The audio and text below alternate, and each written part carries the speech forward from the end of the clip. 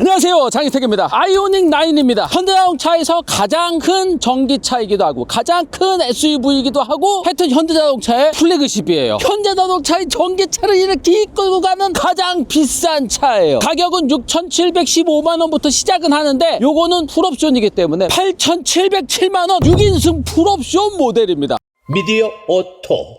길이 5m 6cm짜리 아주 거대한 전기차입니다. 기아 EV9이랑 같은 재료를 가지고 만들었어요. 근데 기아 EV9보다도 더 크게 만들었습니다. 휠 베이스를 3cm를 늘렸고요. 길이도 5cm 더 늘렸습니다. 5cm 차인데 기아 EV9보다는 딱 보면은 한 15cm는 더 커 보여요. 왜냐면은 기아 EV9은 여러 가지 라인들을 이렇게 복합적으로 약간 기계적인 이미지로 디자인을 했는데 EV9은 긴 선을 그냥 시원시원하게 쭉쭉 썼어. 마치 물이 막 쫙 이렇게 출렁출렁거리고 앞을 약간 세우고 달리는 그런 보트처럼 긴 라인을 쭉쭉 써서 디자인을 했기 때문에 견고한 라인들이 이렇게 오밀조밀 되어 있는 EV9보다도 훨씬 더 커 보인다. 일단 크기에서부터 압도가 되는 게 몰았을 때의 느낌이라든가 뭐 덩치라든가 이런 것들이 기아 카니발급이에요 그냥. 근데 이렇게 크게 만들었지만 공기역학적인 성능을 상당히 좋게 만들었습니다. 공기저항계수가 EV9은 0.28인데 얘는 0.259. 디자인 처음 할 때부터 공기저항에 의한 디자인을 한 거예요. 전기차에서는 공기저항을 덜 받아서 같은 배터리로 더 멀리 가는 것도 중요하잖아요. 바닥에 대용량 배터리 110kWh 배터리가 들어가서 기본적으로 멀리 갈 수 있지만 공기저항을 더 적게 받으면 더 멀리 갈 수도 있거든요. 그래서 이 110kW 배터리로 500km 넘게 달릴 수 있다. 그래서 가족 태우고 여행 갈 때 서울에서 부산까지 아무런 부담 없이 갈 수 있다는 겁니다. 공기역학을 끔찍이도 생각하면서 디자인을 했기 때문에 모든 부분이 다 둥글둥글하게 생겼어요. 앞부분도 보면 그냥 다 둥글둥글하게 어디 모나게 튀어나오거나 뭐 이런 것들이 없이 다 문질문질 해가지고 만들었어요. 요 에어플랩조차도 이렇게 열릴 때 거추장스럽게 앞으로 튀어나오면서 열리는 게 아니라 듀얼 모션으로 이렇게 안으로 들어가면서 열리기 때문에 요거조차도 공기저항에 그렇게 영향을 주지 않는다. 휠을 감싸는 요 휠아치도 둥글둥글하게 이렇게 말아 들어갔잖아요. 여기로 부딪히는 공기를 부드럽게 넘길 수 있도록 이런 것까지도 다 공기저항을 줄이는 디자인으로 고려를 해서 디자인한 거거든요. 휠은 21인치 휠인데 마치 이렇게 마차 휠 같이 이렇게 핀 타입 휠로 되어 있는데 요런 데다 이렇게 삼각형으로 다 채워서 회전 저항도 또 줄인 또 휠 디자인을 적용을 해서 휠에서 발생하는 공기 저항 요런 것들도 많이 줄였다. 그리고 사이드 미러도 공기 저항을 상당히 많이 받거든요. 근데 요 디지털 사이드 미러를 하면은 효율이 많이 올라가겠죠. 일단 생긴 거 자체가 상당히 조그맣고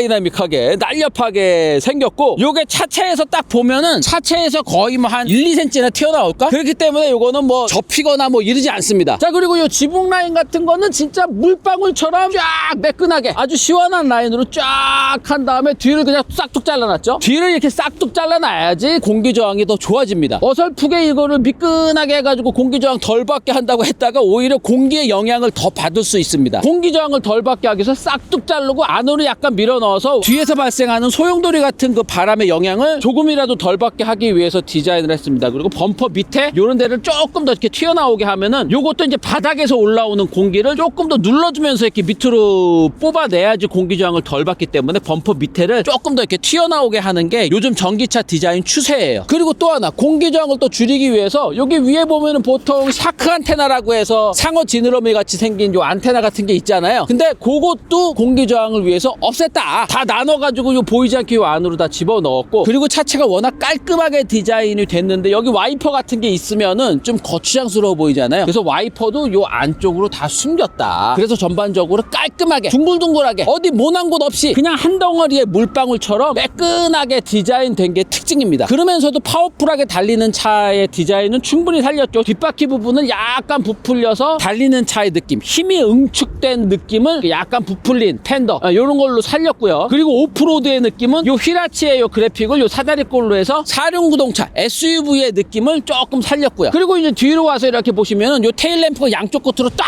돼 있기 때문에 차가 와이드해 보이면서 든든한 받침대 위에 딱 올라간 차처럼 차가 안정적으로 보이죠. 근데 이제 여기서부터 이제 약간 까는 거 좀 들어갈게요. 여기 뒤에 지금 카메라가 3개가 있어. 요거는 후방 카메라고 요거는 여기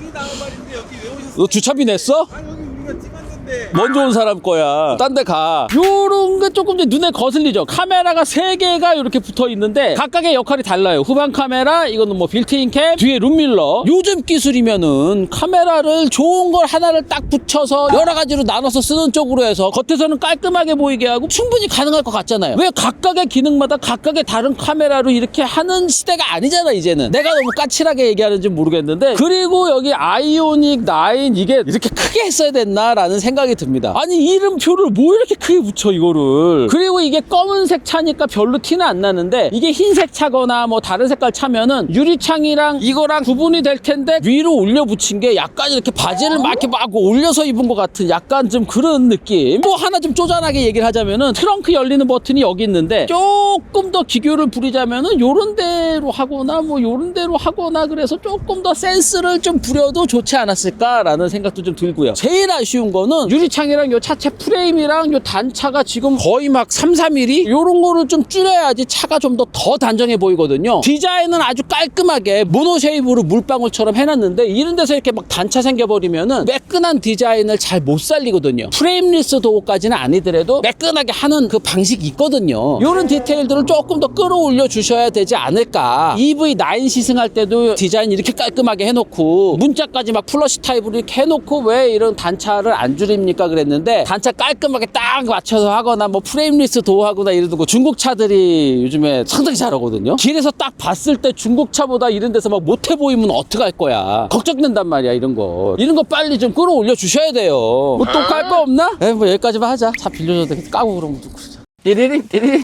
실내는 브라운이랑 베이지 투톤으로 되어 있어서 상당히 포근하고 안락해 보입니다. 가죽을 더 가죽답게 보이게 하는 컬러로 이렇게 하니까 훨씬 더 실내가 화사하고 막 이런데, 바닥 매트까지 이 아이보리 컬러다 보니까 너무 금방 지저분해지는데. 대시보드 위를 이 브라운색으로 이렇게 해놨는데 이렇게 빛을 받을 때는 앞유리에 조금씩 반사가 되네요. 베이지색 투톤으로 하더라도 이 대시보드 위쪽은 조금 더 어두운 컬러로 좀 눌러주거나 아니면 그냥 블랙으로 하거나 뭐 요런 게 낫지 않을까 생각은 들고요. 그래도 이제 눈으로 보이는 거는 운전대도 이렇게 투톤으로 고급 기술 쓰고 소재감이나 이런 것들도 뭐 나쁘진 않습니다. 이거는 어떤 의도로 이런 거를 했는지 모르겠는데 너무 시트지 같은 느낌이네요. 약간 화강암 같은 그런 느낌을 주려고 했었던 것 같은데, 근데 뭐 실내는 전반적으로 포근해 보이게 디자인을 했어요. 이런데 대시보드나 이런 것도 플라스틱 위에다가 이제 뭐 좀 스킨을 하나 입힌 거긴 하지만 약간 폭신폭신해 보이는 느낌으로 둥글둥글한 쉐입으로 디자인을 했죠. 이런 데도 보면 이렇게 둥글둥글한 쉐입으로 이렇게 디자인을 하고, 센터 콘솔도 보면 이렇게 둥글둥글한 쉐입으로 마치 약간 폭신한 가죽으로 겉에가 쌓여있는 듯한 그런 느낌. 차의 이미지 잘 살려서 디자인을 했습니다. 앞뒤로 여기 왔다 갔다 거리기도 하고요. 그런데도 여기에 드라이브 모드를 변경하는 거라든지, 그리고 지문인식, 그리고 휴대폰 무선 충전, 컵홀더, 이런 기능적인 거를 오밀조밀하게 잘 배치를 했고, 뒤에서도 열 수 있고 앞에서도 열 수 있는 센터 콘솔이 들어가 있고요. 이걸 열면은 여기 수납 공간이 상당히 깊은데 이런 칸막이도 제거를 해서 더 넓게 쓸 수도 있고, 요거를 제거를 하면은 더 깊은 수납 공간이 나오는데, 이 수납 공간은 요 앞으로도 공간이 있고 상당히 넓어요. 근데 요 깊은 수납 공간이 여기서만 넣고 빼는 게 아니라 뒤에 서랍으로 연결이 되는 거예요. 뒤에 요 서랍이 아까 그 공간입니다. 그리고 그 외에도 숨겨진 수납 공간을 다 찾아내서 수납 공간으로 다 만들었어요. 여기도 뭔가를 넣어놓을 수 있고, 실내 공간 디자인은 거의 뭐 깔 게 없을 정도로 잘 만들었습니다. 12.3인치 12.3인치 커브드 디스플레이 들어가 있고요. 그리고 이제 디지털 사이드 미러에 이 화면이 양쪽에 있고, 이 투톤 운전대 위에 카메라가 있는데 이 카메라가 운전자의 안면을 인식을 해서 졸고 있지는 않는지, 운전 중에 딴짓을 하지는 않는지 모니터링하는 이 센서가 이 위에 붙어 있습니다. 그리고 변속이라든가 시동 거는 거 요거는 여기로. 근데 이 시점에서 제가 실내 공간이 어느 정도 되는지, 3열 시트까지 있는 6인승 모델인데 뒤에 가족을 태우고 여행을 가면은 제가 좀 타이트하게 해서 이렇게 운전을 하는데 이 상태 그대로 뒤로 가볼게요. 이 정도입니다. 이 정도. 주먹 3개 반, 상당히 널찍해서 다리를 쭉 뻗고 있을 수 있고, 릴렉션 컴포트 시트예요. 버튼을 오래 누르고 있으면은 이렇게 릴렉스 하는 자세로 자동으로 세팅이 됩니다. 발받침까지 올라와서 릴렉스하게 이렇게 쉴 수 있는 세팅을 해주고, 이 상태에서 안마 시트로 조작을 하면은 자동차 안마 시트 중에서는 제일 좀 타격감이 있는데요. 타격감이 꽤 있는 통풍 시트, 열선 시트, 이런 안마 시트, 그리고 릴렉션 시트, 현대자동차에서 갖고 있는 모든 기능이 다 들어가 있는 꽤 비싼 시트예요. 등받이 각도 조절은 더 뒤로 눕힐 수도 있고 앞부분을 더 위로 올릴 수도 있습니다. 이렇게 양반 다리를 하고 앉을 수도 있고, 이 시트가 앞 앞뒤로 왔다 갔다 거리는 폭이 상당히 길어요. 제일 지금 앞으로 당긴 상태인데 이 정도 앞으로 당긴 상태에서도 주먹이 2개가 들어가니까 가족여행을 한다 그러면은 100kg 아저씨가 운전을 하고 100kg 삼촌이 좀 당겨서 앉아주면 뒤에 100kg 조카가 좀 앉기가 편하잖아요. 그래서 제일 앞으로 당긴 상태에서 그대로 뒤로 가보겠습니다. 3열 시트에 이렇게 앉으면은 요 정도 100kg 아저씨, 100kg 삼촌, 100kg 아이가 앉으면은 요 정도 공간인데 등받이를 이렇게 눕히면은 3열 시트에서도 불편하지 않아요. 길이가 5m 6cm나 되는 커다란 SUV이기 때문에 3열 시트까지도 편안하게 가족여행을 할 수가 있습니다. 자, 충전구는 요 뒤쪽에 있고요. 전동식으로 열렸다 닫혔다. 그리고 급속 충전을 할 때는 요거를 딱 제끼기만 하면은 급속 충전하고 닫을 때는 이렇게 닫고. 그리고 이제 트렁크는 버튼 누르면은 전동식으로 열리고 트렁크 공간이 그래도 요 정도. 밑에도 수납 공간이 또 있고. 여기 보면은 여기 220V V2L 전기를 뽑았을 수 있는 전기 코드도 있고. 그리고 요 위에 이제 버튼들이 있잖아요. 요게 다 전동식으로 시트를 접었다 폈다 하는 겁니다. 일단 3열 시트 이렇게 접는 거 하면은 3열 시트가 일단 접히죠. 그리고 2열 시트도 여기서 버튼만 누르면은 그냥 전동식으로 접힙니다. 이렇게 접으면은 긴 짐도 넣을 수 있고 올라가가지고 누우면은 충분히 공간이 나오죠. 파노라마 루프도 있고 그러니까 그냥 하늘을 감상을 하면서 이렇게 한숨 낮잠을 잘 수도 있고. 에어컨 송풍구는 다 천장에 있어요. 2열용 에어컨 송풍구는 여기 있고 3열용 에어컨 송풍구는 또 여기에 있습니다. 에어컨 송풍구까지 다 있다. 아, 이 정도면은 뭐 차박하고 뭐 이러는 거는 최고네요. 그냥 가족여행에 최적화된 전기차입니다. 근데 수납 공간이 이게 다가 아니잖아요. 프렁크도 있어요. 앞에도 수납 공간이 또 있어. 앞에 수납 공간이 이게 듀얼 모터 모델이기 때문에 앞에도 전기 모터가 들어가 있기 때문에 프렁크가 그렇게 깊진 않아요. 싱글 모터 모델은 앞에 모터가 없기 때문에 더 깊게 돼 있고 2단으로 구성이 돼 있습니다. 네, 요거는 듀얼 모터 모델이라서 요 정도로 돼 있다라는 것까지 보여드리고 바로 달려보겠습니다. 고고!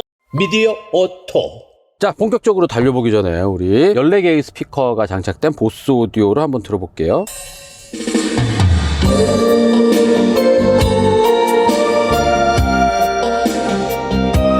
수준 이상의 소리를 보여주고 있습니다. 아, 이 현대자동차의 보스 오디오 세팅은 이제는 그냥 무르익을 대로 무르익은 것 같아요. 적당한 선에서 조금 더 위로 올라온 좀 고급진 소리까지 만들어줍니다. 대중 브랜드의 차인데도 오디오 세팅은 거의 뭐 고급차 수준으로 음질이 상당히 괜찮아요.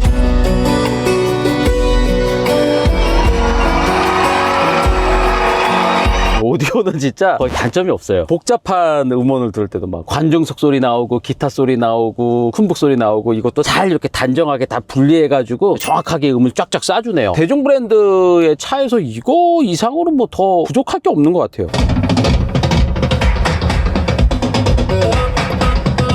보스 오디오 세팅은 수준 이상으로 잘했다. 자, 주행 모드가 에코, 노말, 스포츠 뭐 이렇게 있고, 그 다음에 이제 사륜구동이기 때문에 이거 버튼 한번 누르면은 테레인, 이렇게 약간 험지라든가 스노우, 머드, 샌드 뭐 이런 것들도 달릴 수 있는 모드가 있는데 일단 노말 모드부터 해볼게요. 지금 여기는 비포장 도로고 우퉁부퉁하고 막 그렇습니다. 근데 승차감이 조금 아쉽긴 하네요. 차가 이렇게 고급지고 널찍하고 그런데 여기 에어 서스펜션까지 들어가 있어서 진짜 승차감까지 정말 차분하면 얼마나 좋을까라는 욕심이 생기는 건데, 에어 서스펜션 안 한 차 중에서는 세팅은 뭐 괜찮게 한 것 같아요. 통통 튀거나 그런 느낌은 없는데 그냥 코일 스프링이랑 유압식 댐퍼로는 요 정도까지면은 할 수 있는 만큼 그냥 한 것 같습니다. 근데 이제 에어 서스펜션까지 들어가면은 차가 더 비싸지겠죠. 에어 서스펜션 모듈 들어가고 막 그러면은 차 실내 공간은 이렇게까지 넓게 뽑지를 못했을 거예요. 뒷좌석 쪽이라든가 이런데 에어 서스펜션 때문에 조금 공간을 잡아먹을 수 있을 겁니다. 그래서 이제 요거는 패밀리 SUV, 가족여행에 최적화된 SUV이기 때문에 실내 공간 넓게 뽑는 거 이런 것도 좀 중요해서 에어 서스펜션까지는 안 넣고 만들었다라고 설명을 합니다. 여기서 이제 스포츠 모드를 넣는다고 해서 서스펜션이 조금 딱딱해지거나 뭐 이런 거 없습니다. 프리뷰 전자제어 서스도 안 들어가 있고 전자제어 서스도 안 들어가 있고, 아마 뭐 아이오닉 9의 고성능 버전이 또 나올 수 있을지 모르겠는데 EV9에도 이런 거 안 들어갔잖아요. EV9 GT에는 전자제어 서스펜션이 들어갑니다. 그러니까 이 전자제어 서스펜션은 조금 더 딱딱하게 해서 스포츠 주행에 좀 더 적합하게 만들어주는 장치로서만 이제 생각을 한다는 거예요. 고성능 버전이 나오게 되면은 뭐 전자제어 서스 들어가겠지만 지금 요거는 이제 노멀 서스펜션만, 전자제어 서스펜션도 일단 안 들어가 있습니다. 요 정도까지만 보고 이렇게 나가게. 미디어 오토. 일반 도로로 나오면은 뭐 승차감은 괜찮아요. 그리고 뭐 핸들링도 차의 덩치를 생각하면 뭐 수준 이상의 핸들링을 보여주고는 있는데 핸들링을 즐길 차는 아니니까요. 여기서 이제 시속 100km까지 한번 해보겠습니다. 지금 시승차는 풀옵션 모델에 4륜구동 듀얼 모터, 이것도 고성능으로 되어 있는 게 장착이 되어 있습니다. 2륜구동 모델은 160kW, 한 215마력 정도 되는 모터가 뒤에만 있고요. 듀얼 모터 H트랙 1단계, 약한 걸로 하면 앞에 한 90마력, 100마력 정도 되는 모터가 하나 더 들어가는 항속형 4륜구동이 있고, 지금 요거는 고성능형 4륜구동, 앞에도 200마력짜리, 뒤에도 200마력짜리 해서 415마력의 파워를 내는 고성능 4륜구동 듀얼 모터 모델입니다. 요걸로 시속 100km까지 5.2초 걸린다고 하는데, 일단 한번 해보겠습니다. 하나, 둘, 셋.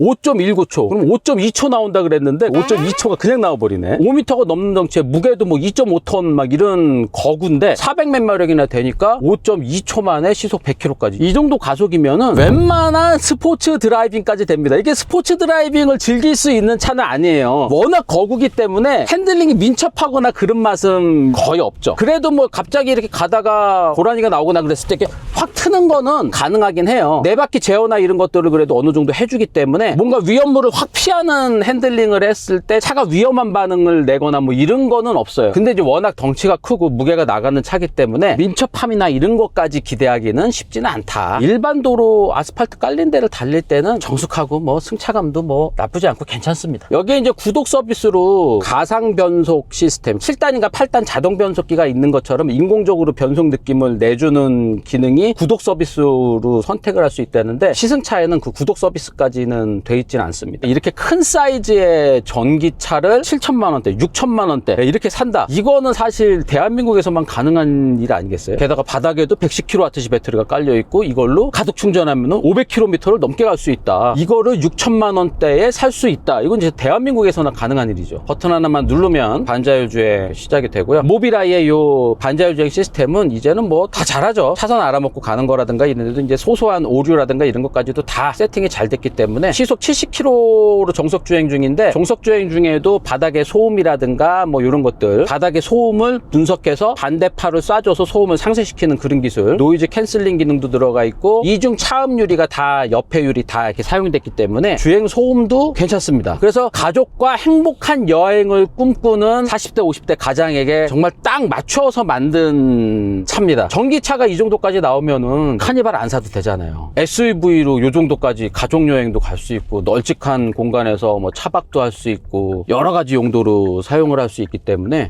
근데 차가 너무 커가지고 저희 아파트는 요 정도 사이즈면은 주차장 칸이 작은 데는 못 세우거든요. 세울래면 세울 수는 있는데 양쪽 분들이 너무 좀 불편할 것 같은 게 막 느껴지는 거야. 추후에 뭐 고성능 모델이 나오거나 뭐 다른 모델이 나왔을 때 뭐 에어 서스펜션이라든지 전자제어 서스펜션이라든지 이런 것들이 들어가면은 주행감이 요거보다도 더 업그레이드가 될 수도 있겠죠. 근데 의문인 게 팰리세이드도 프리뷰 전자제어 서스펜션 넣고도 실내 공간 잘 뽑았잖아요. 아이오닉 9에 왜 프리뷰 전자제어 서스펜션을 옵션으로 그걸 안 했는지 좀 이해가 안 가기는 합니다. 이게 더 비싼 차고, 그래서 이게 플래그십인데 여기다 더 넣어줘야 되지 않았을까라는 생각이 듭니다. 자, 하여튼 오늘 아이오닉 9 시승 느낌 이 정도까지만 일단은 말씀드리고, 추후에 차를 빌려서 저희가 매번 시승하던 통일동산 가가지고 제대로 된 시승기 다시 한번 더 올려드리도록 하겠습니다. 오늘 아이오닉 9 시승 행사에서 2시간 정도 타본 느낌은 여기까지만 전해드리겠습니다. 고맙습니다.